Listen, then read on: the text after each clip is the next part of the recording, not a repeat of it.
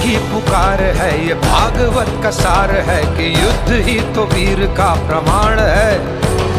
कौरवों की भीड़ हो या पांडवों का नीड़ हो, जो लड़ सका है वो ही तो महान है। जीत की हवस नहीं, किसी पे कोई वश नहीं, क्या जिंदगी है ठोकरों पे मार दो।